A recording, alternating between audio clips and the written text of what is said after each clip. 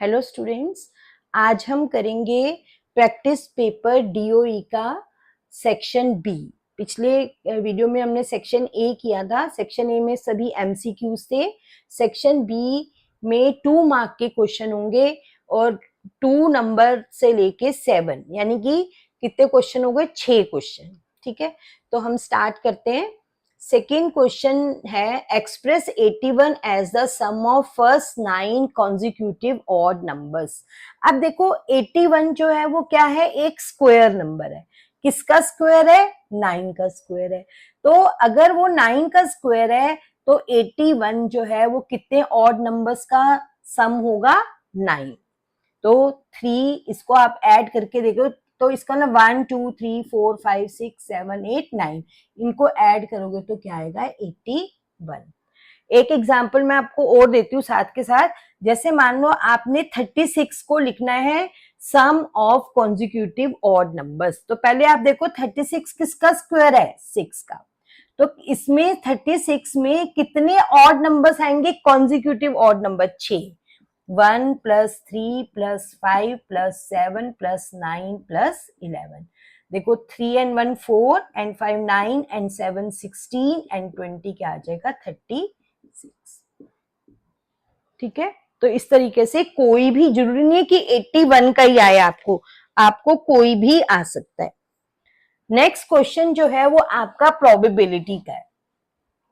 तो प्रोबेबिलिटी का कोई भी क्वेश्चन आ जाएगा तो आपको पहले प्रोबेबिलिटी का फॉर्मूला मालूम होना चाहिए। किसी भी इवेंट की प्रोबेबिलिटी क्या होती है?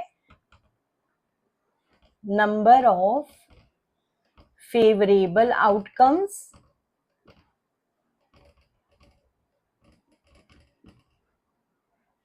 Upon total number of outcomes.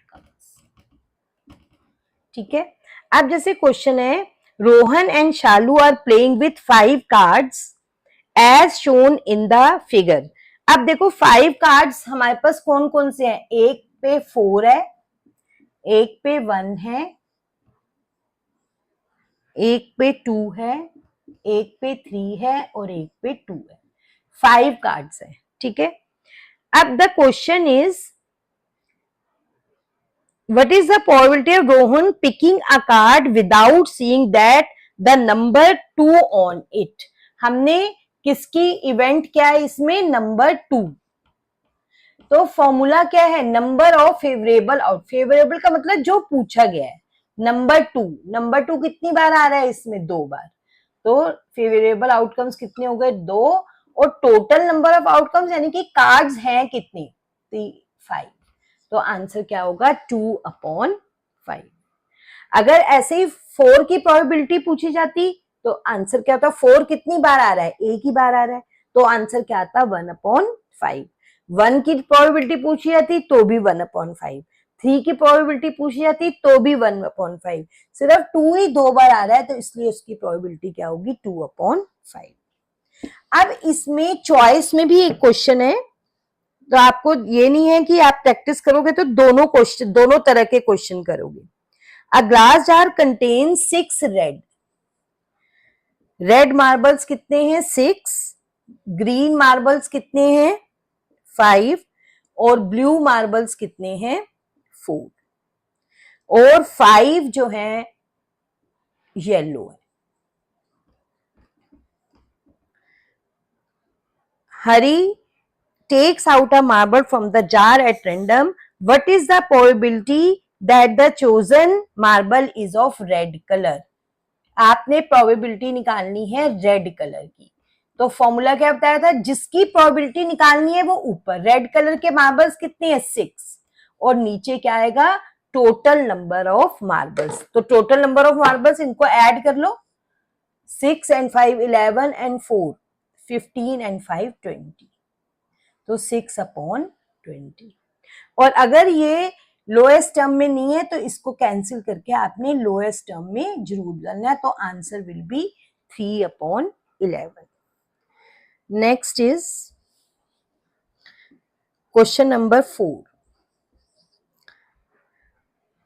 If one side of a cube is 5 meter side ऐसे लिखना है आपको, side of cube is 5 metre, find its volume. तो फॉर्मूला मालूम होना चाहिए आपको, क्यूब के वॉल्यूम का फॉर्मूला क्या है, साइड का क्यूब, यानी कि जो भी साइड है। अब कई बार इससे उल्टा क्वेश्चन भी आ जाता है कि वॉल्यूम गिवन है और आपने साइड निकालनी है, तो आप क्यूब रूट निकालोगे, और साइड गिवन है और वॉल्यूम निकालना है तो उसका क्या निकालेंगे, क्यूब। ठीक है। Now question number 5, solve 8 upon x upon 5 upon x minus 1। अब देखो, जब भी आपके पास, वैसे मैंने आपको एक वीडियो में ये बताया था कि पूरा की पूरी इक्वेशंस हर तरह की हमने सॉल्व करके देखी थी। ठीक है। अब इस तरह की इक्वेशन एक नई तरह की, उससे थोड़ी सी अलग है। अब है तो इसमें भी फ्रैक्शन, बट यहाँ पे आप देख रहे हो ये एक ही टर्म है और पूरी फ्रैक्शन में, यहाँ पे भी एक ही टर्म है पूरी फ्रैक्शन में। तो जब ऐसा आ जाए कि पूरी पूरी फ्रैक्शन आ जाए, तो आपने इसको क्या करना है, क्रॉस मल्टीप्लाई। जैसे 8 को x माइनस 1 से और 5 को x से, तो 8x minus 8 is equal to 5x। ठीक है। अब देखो, आप कहोगे कि यहां तो हमने 8 को जब मल्टीप्लाई किया x माइनस 1 से ब्रैकेट लगाया, बट यहां नहीं लगाया। अगर यहाँ पे दो टर्म्स हैं तो आपने उसको हमेशा ब्रैकेट में लिखना है, लेकिन अगर एक ही टर्म है तो आप ब्रैकेट नहीं भी लगाओगे तब भी कोई बात नहीं। अब वही सेम, ये 8x ये यही रहेगा, माइनस 8 को उधर जाना है, प्लस 8, 5x यहाँ आ जाएगा, साइन चेंज होकर 3x इज इक्वल टू 8, तो x की वैल्यू क्या आ जाएगी, 8 अपॉन 3। ठीक है। 6th question,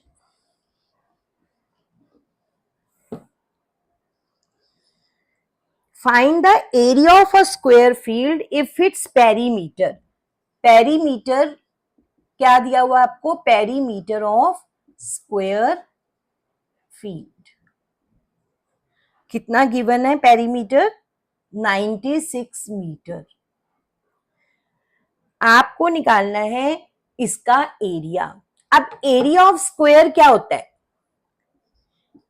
area of square आपको निकालना है। एरिया ऑफ स्क्वायर होता क्या है, साइड का स्क्वायर। तो यानी कि हमें साइड पता होगी तभी हम एरिया निकाल पाएंगे। तो साइड कैसे निकलेगी इसकी, अब देखो इधर पेरीमीटर जो गिवन होता है उसी का फॉर्मूला लगाते हैं। स्क्वायर का पेरीमीटर क्या होता है, 4 into side is equal to 96। देखो पेरीमीटर की जगह पेरीमीटर का फॉर्मूला लगा लिया। अब साइड क्या हो जाएगी, 96 अपॉन 4, साइड हो गई 24 मीटर। अब निकालना क्या था हमें, एरिया। एरिया का फॉर्मूला क्या होता है, साइड का स्क्वायर, यानी कि 25 का स्क्वायर मींस 24 इंटू 24, तो answer will be 576 square metre. Units जरूर लिखने हैं आपने। ठीक है। तो पहले पेरीमीटर से हमने साइड निकाली और फिर साइड से क्या निकाल लिया, area. Now question number 7 is,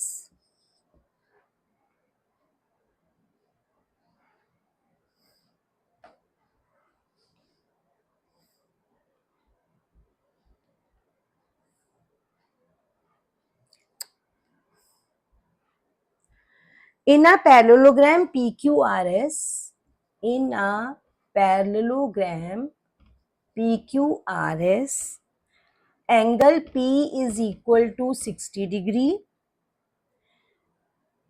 Find remaining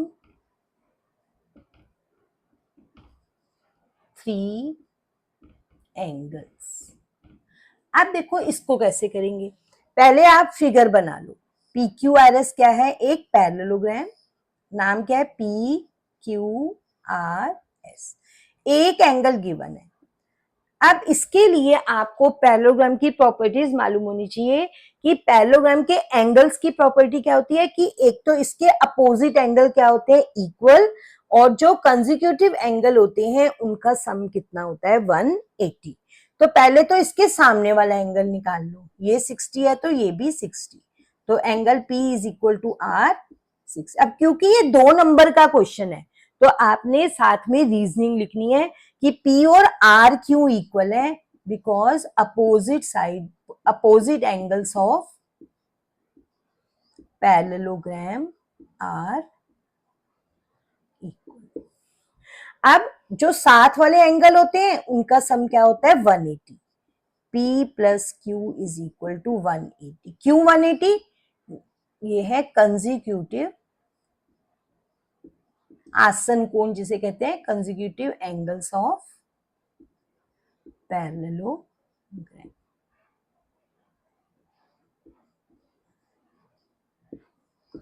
अब हमें P मालूम है 60 का, तो Q कितने का हो गया, 180 माइनस 60 120, तो Q हो गया 120 का। जब ये 120 का है तो इसके सामने वाला भी Q और S। तो इस तरीके से हम सारे एंगल, हमें बाकी तीनों निकालने थे ना, तो Q और S जो दोनों हैं वो कितने के हो जाएंगे, 120। ठीक है, तो ये था आपका सेक्शन बी। कल हम करेंगे सेक्शन सी। वैसे सी भी आज ही मैं करा देती हूँ। अब हम करते हैं सेक्शन सी।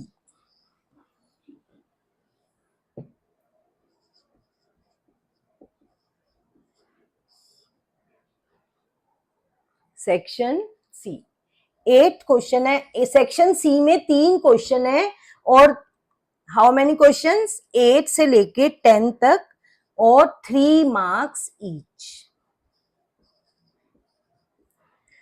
तो क्या क्वेश्चन है, the perimeters of 2 squares, perimeters of 2 squares are 40 meter and 96 meter. Find perimeter of another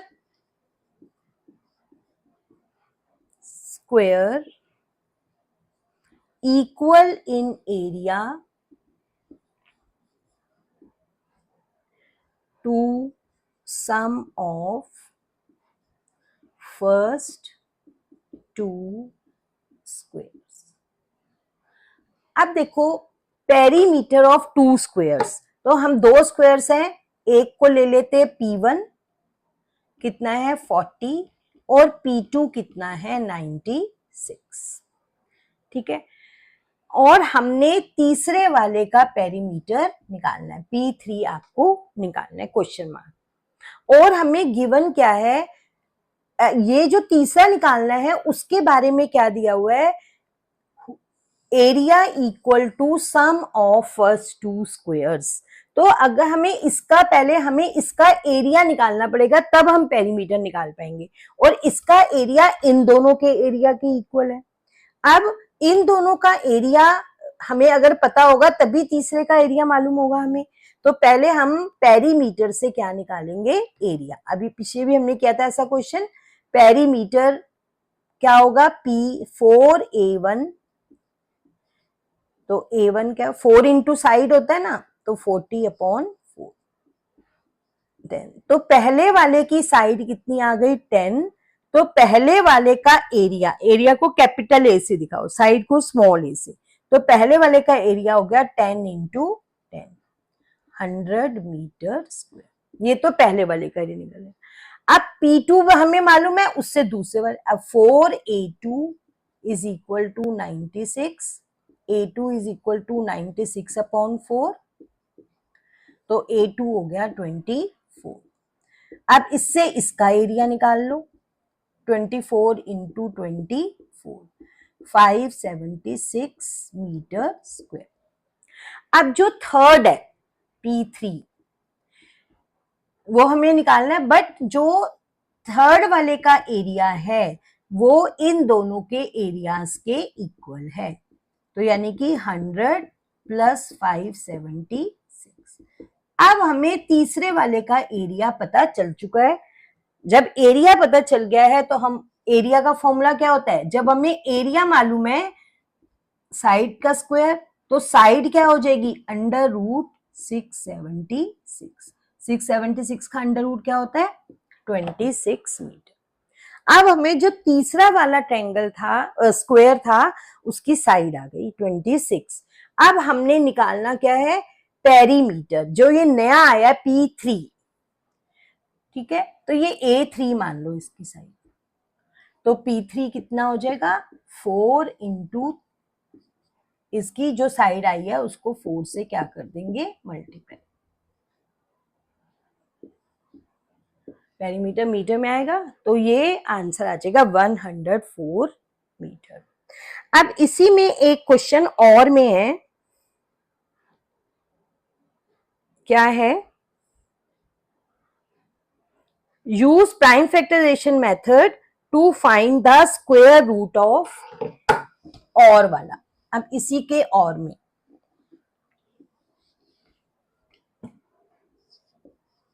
11025, इसका प्राइम फैक्टराइजेशन से आपने क्या निकालना है, स्क्वायर रूट। तो इसके पीछे 5 है तो किस पे जाएगा, सबसे पहले 5 पे, 5 2 ज़ा 10, 5 2 ज़ा 10। अब देखो यहाँ पे बच्चे गलती करते हैं, बहुत बच्चे, जब यहाँ पे दो इकट्ठे लेने पड़ेंगे 2 और 5, तो हमें बीच में क्या लगानी पड़ेगी, 0।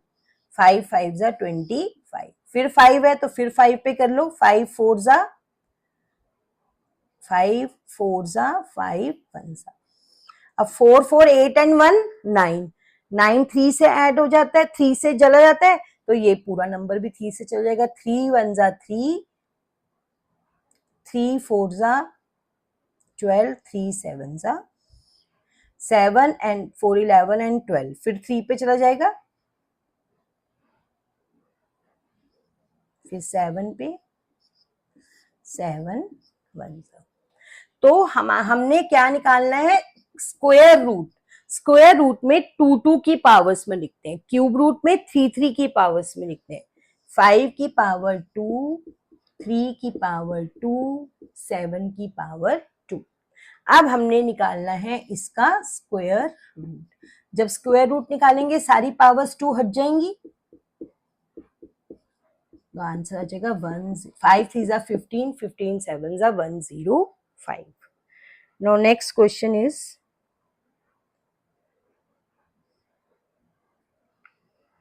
solve question number 9. Solve 60 plus 1 upon 3 plus 1। अब जिसने मेरी वो वीडियो देखी होगी उसको ये क्वेश्चन बहुत अच्छे से आता होगा, फिर दोबारा समझा रही हूँ। देखो, अब जो पहले हमने सेक्शन बी का क्वेश्चन किया था और जो ये क्वेश्चन किया है, इसमें क्या डिफरेंस है।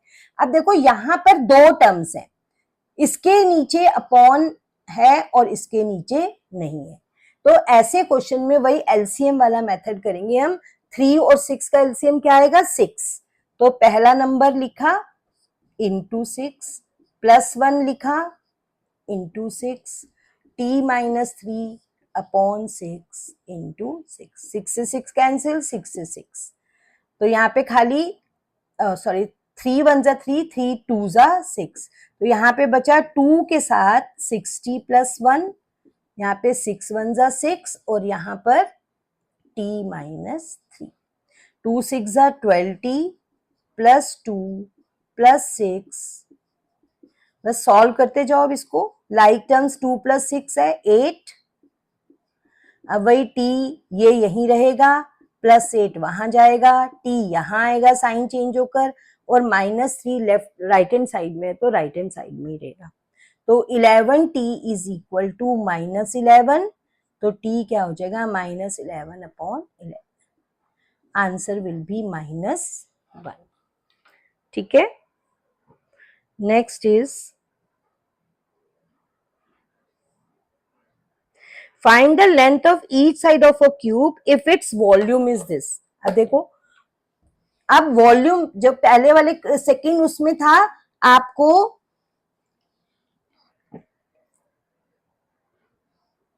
आपको साइड गिवन थी और वॉल्यूम निकालना था। अब आपको वॉल्यूम गिवन है और साइड निकालनी है। तो वॉल्यूम कितना गिवन है? 512 क्यूबिक सेंटीमीटर। वॉल्यूम होता क्या है? Side cube. अब क्यूब वहां जाके क्या बन जाता है? साइड निकालने के लिए हमें वॉल्यूम का क्या निकालना पड़ेगा? Cube root. और क्यूब रूट आपको मालूम ही है कैसे निकालते हैं। पहले इसके फैक्टर्स 2 है तो 2 पे जाएगा, 6 है तो फिर 2 पर, 2 6 2 4 2 3 2 2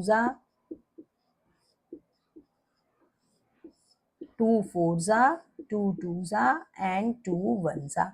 अब क्यूब रूट है तो हम कितनी पावर्स में लिखेंगे इसको? 3 3 की। 2 क्यूब, फिर ये तीनों 2 क्यूब और ये तीनों भी 2 क्यूब। सारी बाहर आ जाएंगे ये क्यूब और क्यूब रूट, तो आंसर क्या आ जाएगा? 8 सेंटीमीटर। ठीक है, तो हमने आज सेक्शन बी और सी कर लिया है। आप इस तरीके के अच्छी तरह से इसको समझ के, और प्रैक्टिस के लिए मैं आपको एक पेपर, प्रैक्टिस पेपर खुद बना के दूंगी आपको, पहले इसको अच्छी तरह से कर लो। ठीक है।